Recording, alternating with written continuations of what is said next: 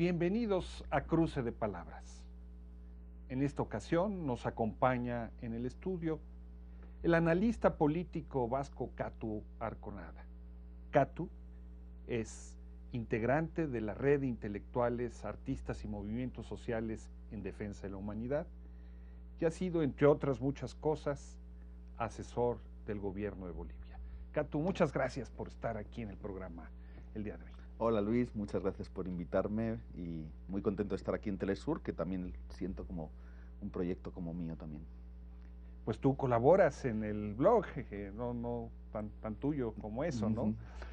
Katu, hace 10 años en Mar del Plata, Argentina, una enorme movilización popular y un conjunto de mandatarios progresistas descarrilaron lo que era el proyecto de integración de Estados Unidos hacia el hemisferio, el área de libre comercio para las Américas. Ahora en el mismo Argentina, la derecha acaba de ganar las elecciones y acaba de sacar al kirchnerismo del poder. ¿Qué está pasando? ¿Cómo explicarnos este cambio de rumbo? Pues son dos imágenes simbólicas las que planteas, ¿no? Tuve la oportunidad de estar en Mar del Plata y Mar del Plata fue un gran festejo desde los pueblos, ¿no? Fue una victoria que la sintieron como propia tanto los gobiernos progresistas que se estaban poniendo en marcha como los pueblos de nuestra América. Y hoy en día, en ese mismo escenario, ¿no? En esa misma Argentina que derrotó al ALCA, nos encontramos con que por primera vez, desde el inicio del ciclo progresista, en 1998, con la victoria del comandante Chávez, por primera vez la izquierda, los gobiernos nacional populares pierden un gobierno, en este caso el gobierno kirchnerista. ¿Qué está pasando? Pues es una muy buena pregunta que es necesario analizar. Están pasando, yo creo, muchas cosas. Por ejemplo, ¿qué dirías tú? Pues hace 10 años, esa imagen de Hugo Chávez, Néstor Kirchner, Lula da Silva, con todo el empuje de los pueblos detrás, significaba la idea del cambio de época. Probablemente nos encontramos en el clímax, ¿no? En el momento culminante de ese cambio de época. Chávez diciendo, al carajo. Al carajo, ¿no? Y la multitud ovacionándolo. Efectivamente, y diciéndole unas cuantas verdades en su cara a Bush, ¿no? En la propia cumbre de las Américas. Hoy nos encontramos con que a pesar de todos esos avances que han sucedido en estos años, que todos conocemos, ¿no? El regreso del Estado, la redistribución de la riqueza, una serie de avances que han producido todos estos gobiernos nacional populares, nos encontramos, y yo creo que si algo le podemos atribuir, además de los conocidos, es que este ciclo progresista sobre todo ha resignificado el concepto de democracia, ha ampliado los límites de la democracia, sobre todo de una vez por todas para las mayorías sociales, pero la derecha probablemente nos ganó en algo, y es en resignificar la idea del cambio. Y con esa idea del cambio es que han conseguido, por primera vez, como decía, ganar un gobierno y además de un país tan importante en el escenario latinoamericano como es el argentino. La derecha, dices. Hasta ahora en América Latina no tenían figuras políticas de peso. Eran los intelectuales como Vargas Llosa o como Krause, los que habían tenido que salir al rescate de la agenda neoliberal. Los personajes políticos de la derecha, como los que representan a la derecha venezolana, son francamente impresentables, ¿no? Dictadorzuelos, fascistas que quieren presentar envueltos en la bandera de los derechos humanos y la democracia. Hoy pareciera que con Macri esto cambia, que la derecha latinoamericana tiene finalmente una figura política. Sí, fíjate que probablemente nos equivocamos al visualizar esta nueva derecha o identificarla con Capriles, ¿no? Siempre hacíamos la comparación con Capriles, que no deja de tener un pasado político fascista y que aunque reciclado, finalmente sabemos lo que es. Y capaz habíamos descuidado a un Macri que aunque siempre estuvo en los análisis, nunca se le vio o se le terminó de ver del todo con una proyección nacional, ¿no? De hecho, creo que es un logro que hay que reconocer, el armado que ha hecho para poder tener, ¿no? Incluso mediante alianzas con los radicales, pero para poder tener además un armado nacional y poder ganarle al kirchnerismo. Yo creo que Macri representa esta nueva derecha, no dejan de tener su pasado, un empresario con simpatías, ¿no?, por los violadores de derechos humanos y los milicos en Argentina, pero que bajo estos nuevos gurús del marketing... Gurús del marketing.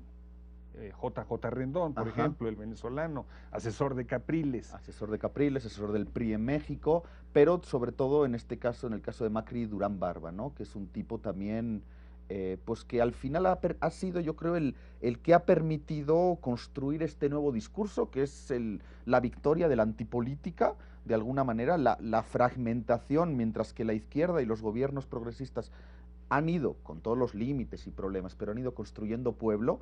Esta es la victoria de la antipolítica y la individualización del sujeto, ¿no? Aquí se apela, en el discurso siempre de Macri, se apela a la ciudadanía, a las familias, es fragmentar, individualizar, ¿no?, el sujeto. Pero además una campaña electoral manejada como si fuera una estrategia de mercadotecnia para colocar una mercancía en el mercado. Efectivamente, si vemos el debate que tuvieron Scioli y Macri, quizás Scioli no era el candidato más carismático, pero bueno, tenía un contenido y un programa en su discurso. Macri no dijo absolutamente nada, eran frases absolutamente vacías y huecas, pero que de alguna manera han interpelado a una amplia mayoría social, y eso también hay que tenerlo en cuenta, ¿no? Hay un desgaste en este ciclo progresista, hay un desgaste de los gobiernos, hay un desgaste probablemente natural debido a la gestión y debido también a algunos errores cometidos, y ahí la derecha, pues yo creo que ha sabido ver muy bien esta ventana de oportunidad para construir un discurso que, aunque no diga nada, interpele a esas emociones de las que habla Durán Barba, ¿no? Apelar más a las emociones que a los propios hechos tangibles. ¿Tú ves esta estrategia extendiéndose en el resto de América Latina? Me refiero a esta estrategia sobre todo de mercadotecnia electoral. Bueno, sí, yo creo que ya llevan un tiempo articulándose y ahí hay una imagen muy clara.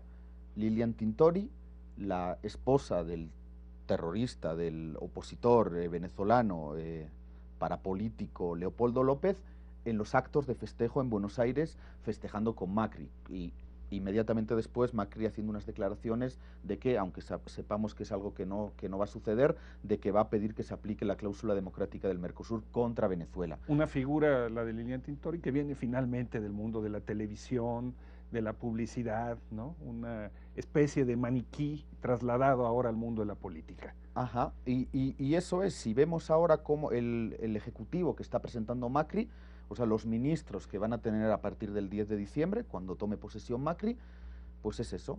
Ahora vamos a los ministros, si te parece, Catu, y mientras, permíteme hacer una pequeña pausa, y a ustedes, amigos y amigas, los invitamos a que continúen en este cruce de palabras con nosotros.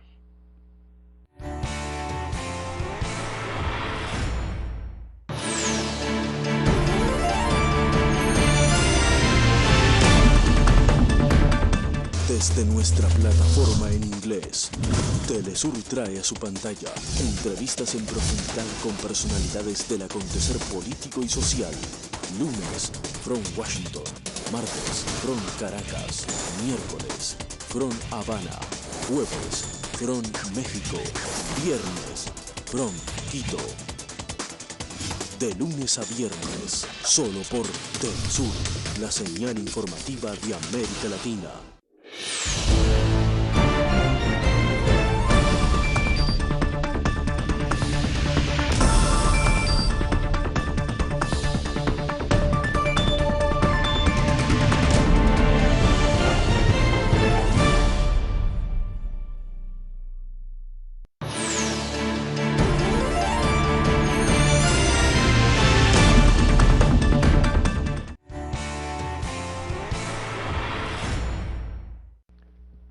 Estamos de regreso en este cruce de palabras conversando con el analista político Catu Arconada. Catu, antes de irnos al corte, nos estabas comenzando a explicar la composición del nuevo gabinete en Argentina. ¿Tú qué encuentras allí? ¿Cuáles son sus principales características? Pues es muy claro, ¿no? Igual que hablamos de la imagen de Lilian Tintori festejando con Macri, yo creo que la imagen del gabinete presentado en su mayor parte, el que va a asumir a partir del 10 de diciembre el Ejecutivo en la Argentina, Pues es claro, ¿no? Solo por ver algunas figuras, ¿no? Estamos hablando de que la nueva canciller de Argentina va a ser la ex jefe de gabinete del secretario general de Naciones Unidas, un puesto que prácticamente solo se obtiene con el beneplácito del Departamento de Estado en los Estados Unidos. Se mencionan conexiones con la CIA y pues es obvio que ahí hay un interés de tener ahí un canal y una puerta abierta. Pero tenemos a que uno de los principales operadores durante el conflicto agrario, durante el conflicto con el campo en la Argentina, va a ser ministro de Agricultura.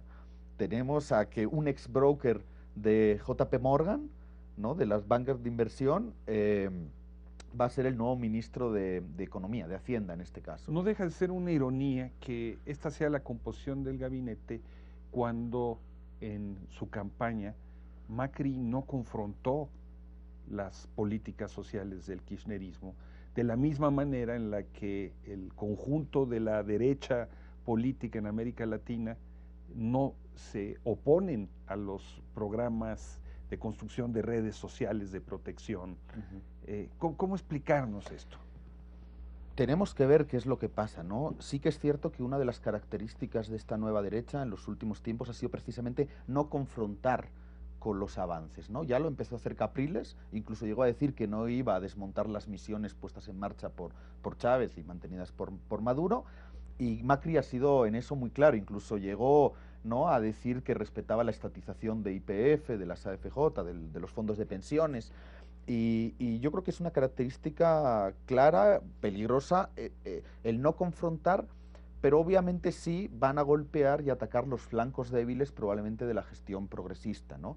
Y ahí hay varios que son comunes en muchos países, ¿no? El de la inseguridad, el de la inflación en algunos países, la corrupción, también cuando se comete el grandísimo error de la corrupción, que es algo que está sucediendo en muchos países de América Latina también, gobernados por la izquierda. Brasil probablemente sea el caso más claro. La derecha inmediatamente ataca, ¿no? Están poniendo un equipo de empresarios para gestionar el país, como si fuera una empresa. La cuestión, yo creo que ahora la gran duda es si Macri, y ahí va a residir la capacidad que él tenga en liderar esta nueva derecha internacional, por lo menos latinoamericana, si Macri va a tener la capacidad de que el ajuste, que con toda seguridad va a llegar, no va a repercutir, por lo menos dolorosamente en estos primeros meses, en las mayorías sociales, ¿no? Por lo pronto hay ya un ajuste en las filas de la izquierda. Hay un debate en marcha sobre si vivimos o no el fin del ciclo progresista en América Latina. Y hay quien asegura que la derrota electoral del kirchnerismo significa la confirmación de la tesis de este fin de siglo. ¿Tú qué dices? Yo primero hablaría de una especie de debate trampa. Y en primer lugar porque muchos obviamente y muchas que llevan hablando de esto mucho tiempo van a aprovechar la derrota en Argentina, que es una derrota que marca este cambio de época en América Latina, como la marcó probablemente los dos elementos que más han marcado, la muerte del comandante Chávez y lo que eso ha implicado, y esta derrota en Argentina. Es una derrota dolorosa, es una derrota complicada, pero muchos van a aprovechar para subirse al carro ahora, cuando algunos llevan hablando meses. Yo creo que, si me permites la expresión, es una crítica tremendamente mecanicista la que se ha hecho, ¿no?, con este fin de ciclo. Es decir, tenemos economías extractivistas, claro, no mencionan la historia de cómo hemos llegado a ese extractivismo. Exportadoras de materias primas. Ajá. En un momento en el que hay un boom de las commodities, se permite la redistribución, y cuando hay un crack, un bajón, entonces entramos en el final del ciclo. Primero, que no es cierto, porque ha habido otros países que han tenido y que viven y han vivido de este boom de las commodities, como Perú, Colombia o el propio México, y no han redistribuido para las mayorías sociales. Entonces hay una diferencia significativa. Clarísima entre diferentes proyectos de país y de nación. Y segundo, que pues yo creo que, siendo el escenario complejo, el proyecto de este ciclo progresista se mantiene por completo, no ha sido cuestionado. Fíjate que Pero la derecha... tenemos protestas impresionantes en Brasil, sí, gente en la calle, movimientos sociales que cuestionan a Dilma. Tenemos todo este reagrupamiento de la derecha venezolana, tenemos el avance también en Perú. Los vientos que soplan en el hemisferio no son necesariamente favorables No. a estos gobiernos progresistas, y no solo por el problema de la base económica. No, veníamos en una etapa al alza, ¿no? Veníamos en una etapa de logros y conquistas que además luego se traducían en victorias electorales. Y es cierto que hemos entrado en una etapa de un cierto reflujo, de ralentización, de que probablemente empiezan a tener una repercusión electoral, el desgaste propio del gobierno y también los errores cometidos que mencionábamos. Y ante eso yo creo que sí que es necesario que la izquierda se plantee, bueno, cómo reactualiza ese proyecto para volver a seducir a todas esas mayorías sociales que le han dado la confianza electoral. Pero ahí también yo creo que no podemos hablar de fin de ciclo, pero sí probablemente estamos en un momento, en una especie de, parafraseando al vicepresidente de Bolivia, Álvaro García Linera, de empate catastrófico, ¿no? Tenemos una serie de conquistas que no están siendo ni siquiera discutidas por la derecha. Por lo pronto. Por lo pronto, como digo, ahí el indicador va a ser Macri y las terapias de shock o no que pueda poner en marcha en la Argentina.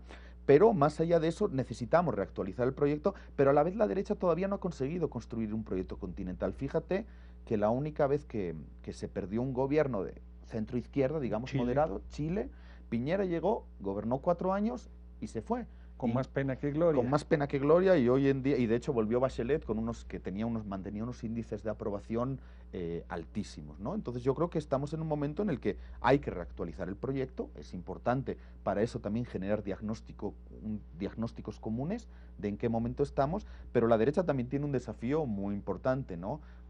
Si no consigue o si introduce estas terapias de shock y golpea a las mayorías sociales y se revela las clases populares en Argentina, va a tener muy complicado también extenderlo al continente su propio proyecto. ¿Qué te parece, Catu, si vamos a una pequeña pausa? Y a ustedes, amigos, amigas, los invitamos a que continúen en este cruce de palabras sobre si hay o no un fin de ciclo de los gobiernos progresistas. Volvemos en muy breves instantes.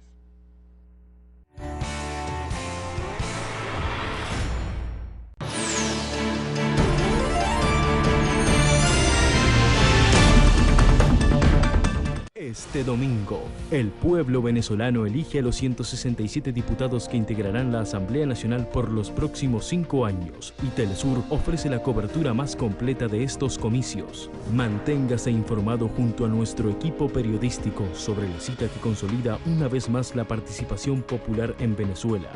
Rolando Segura, Alien Fernández y Ángel Cedeño informan sobre el transcurso de la jornada desde diversos centros de votación en la capital venezolana. Madeleine García y Adriana Sibori reportan desde las sedes de las fuerzas políticas en contienda.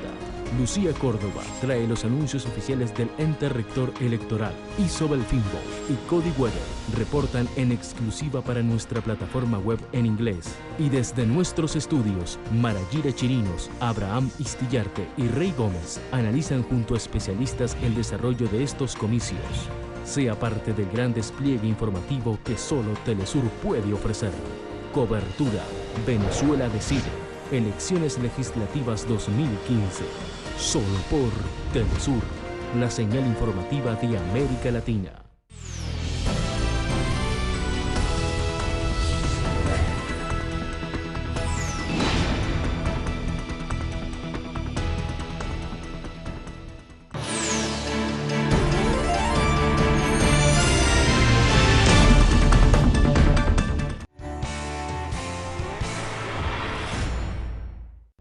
Regresamos ya a este cruce de palabras con Catu Arconada.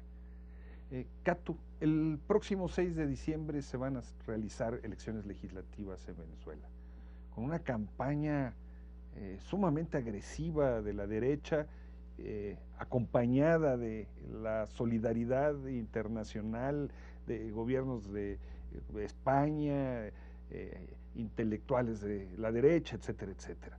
Y está también en febrero el referéndum constitucional para replantear la posibilidad de una nueva postulación de Evo Morales, ¿no? El presidente Correa anunció ya también que no se va a volver a presentar para competir en el cargo. La ofensiva en Brasil sobre si se procede con el impeachment en contra de Dilma, un panorama político sumamente complicado. En el caso de las elecciones de Venezuela, ¿qué ves tú? ¿Qué sientes que está sucediendo? Estamos en un momento realmente, el ciclo progresista atraviesa turbulencias fuertes, ¿no? Probablemente podríamos decir, y yo creo que ahí, en todo ese ciclo, aunque ahora nos hayamos centrado en la derrota, ¿no?, del gobierno y del gobierno kirchnerista en Argentina, Venezuela lleva mucho más tiempo, pero los 2 últimos años sobre todo, ¿no?, y desde el inicio de las guarimbas lleva bajo fuego total, ¿no?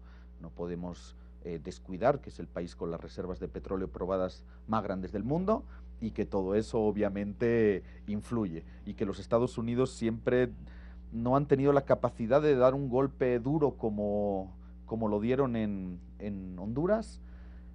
Probablemente no han tenido la capacidad de dar un golpe blando porque no han tenido la mayoría parlamentaria, pero por eso es importante la victoria del chavismo en la Asamblea, porque probablemente intenten un golpe blando parlamentario, de producirse una mayoría opositora, pero sí que han intentado una especie de revolución de colores violenta, ¿no?, con el inicio de las guarimbas. Entonces yo creo que Venezuela está haciendo de alguna manera también de dique de contención. O sea, yo que he pasado mucho tiempo y que tengo una especial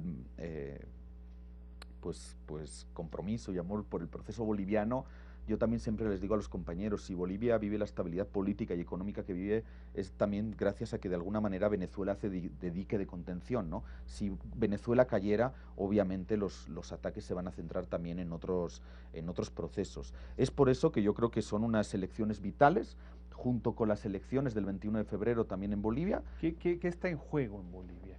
Pues porque los porcentajes de aprobación del presidente Evo Morales son muy elevados, sí, pero también lo eran de Cristina Kirchner. Esa es la paradoja, ¿no? Y ese es el debate que nos remite, y que de nuevo en Venezuela también nos remite la muerte del comandante Chávez, a la cuestión de los liderazgos, ¿no? La necesidad que tenemos de estos liderazgos fuertes, que son únicos en este ciclo histórico, pero a la vez la necesidad de no descuidar la construcción de liderazgos colectivos, ¿no?, y de fortalecer el poder popular, la formación política, etcétera, etcétera, ¿no? Porque finalmente lo que nos encontramos es un desgaste. La gestión no es sexy, la gestión es complicada, desgasta. Pero crea clientelas estables. Sí, pero la izquierda también está acostumbrada a la resistencia, a la lucha, y luego probablemente también en ese ciclo de gestión se cometen errores. Y entonces en ese sentido, pues yo creo que me preguntabas lo que se juega en Bolivia. Pues en Bolivia lo que se juega es, bueno, simplemente una pregunta de carácter tremendamente democrático: si el presidente Evo puede volver a presentarse o no a las elecciones, porque la derecha metió un candadito en la Asamblea Constituyente por el que no puede haber una nueva reelección. Es lo que ha pasado más o menos en Argentina. ¿No diera la impresión de que en estos gobiernos progresistas ha habido un problema de construcción de un liderazgo de recambio? ¿No es eso lo que se vivió en Argentina en parte? Sin duda, estos liderazgos tan fuertes impiden de alguna manera también el surgimiento de otros liderazgos, ¿no? O son liderazgos mucho más pequeños. Yo creo que hay una trilogía ahí que es fundamental, o sea, es decir, el liderazgo sin un proyecto político claro, a veces está difuso, pero por lo menos que tenga algunas líneas tremendamente marcadas, y si además no hay un sujeto construido, precisamente el neoliberalismo trata de fragmentar este sujeto, ¿no?, esta mayoría social. Como un sujeto popular capaz de promover y echarse sobre los hombros la tarea de cambiarla. Efectivamente, y luego además que cuando está en tareas de gobierno, esta trilogía sujeto, proyecto político, liderazgo, claro, no sirve solo con hacer una buena gestión económica. Bueno, muchos de los movimientos que podían haber integrado esos liderazgos, sus mismos dirigentes han sido absorbidos a la dinámica estatal, han sido descabezados. Por supuesto, pero no es nada, es algo lógico. O sea, es decir, cuando el proyecto político llega al gobierno, necesita cuadros cualificados, y además muchas veces no podías servirte de los cuadros del neoliberalismo, por razones obvias. Entonces necesitaste pasar a los dirigentes sociales a tareas de gobierno, y eso provoca también una serie de déficits y una serie de ralentización también, ¿no?, del ciclo de movilización social, que es fundamental, incluso para fiscalizar a cualquier gobierno progresista, ¿no? Catu, estos gobiernos han hecho una crítica del modelo del consumo del neoliberalismo. ¿No diera la impresión de que una parte de estos sectores de la población que se ha sacado de la pobreza extrema, que hoy se viven como parte de la clase media, tienen la cultura de los malls, de estos grandes centros, de tiendas y restaurantes y cines que se han convertido en el espacio privilegiado de convivencia urbana?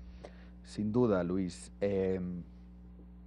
No voy a mencionar ahora por falta de tiempo, y además todos y todas conocemos los grandísimos avances en los ámbitos político, social, económico, incluso en el ámbito internacional geopolítico, ¿no? Pero si en algo no conseguimos derrotar al neoliberalismo, incluso en este escenario post-neoliberal, fue en el ámbito cultural, ¿no? Ese American Way of Life, esa cultura del shopping, o sea, es decir, hemos conseguido redistribuir la riqueza, generar una nueva clase media, generar una capacidad de consumo como nunca antes vista, y por supuesto recuperar todo lo que el neoliberalismo destrozó, pero no conseguimos generar una alternativa para eso. Es decir, seguimos con la misma dinámica, precisamente ese American Way of Life, esa dinámica de consumo del neoliberalismo. Y ahí, por lo tanto, no podemos hablar de que hemos construido hegemonía cuando no hemos podido derrotar al neoliberalismo y al capitalismo en el ámbito cultural, ¿no? Yo creo que ahí tenemos un reto muy grande, agravado además por el hecho de que probablemente, si el horizonte del socialismo no está claro, en el marco del capitalismo, aun en un capitalismo estatal, de Estado, etcétera, etcétera, pues los límites de la redistribución también se empiezan a sentir, y los límites están ahí, lo estamos viendo ahora. Y cuando tú ya no llegas más, pues dentro de ese ámbito del capitalismo de Estado, pues comienzan los problemas como estamos viendo ahora, ¿no? En un minuto, Catu, ya la guillotina del tiempo está cayendo sobre nuestras cabezas. ¿Qué sigue? ¿Qué sigue? Yo creo que una necesidad profunda, imperiosa, de hacer autocrítica y de reconocer también los errores cometidos, generar un diagnóstico común, en esa mirada hacia adelante no perder y dar la máxima de las batallas y ser solidarios con cada gobierno progresista, tanto el 6 de diciembre en Venezuela como el 21 de febrero en Bolivia, como en 2017 en Ecuador, con el candidato o candidata que la Revolución Ciudadana designe para sustituir a Correa, y apostar por transformar el modelo económico y las relaciones sociales de producción, que sin eso, junto con la carga impositiva que hay que tocar en estos procesos de cambio, porque sin eso lo que nos vamos a encontrar es este escenario tumultuoso y turbulento que enfrenta hoy América Latina. Nada más, pero nada menos. Muchísimas gracias, Catu, por tu participación en este cruce de palabras el día de hoy. Y a ustedes, amigos.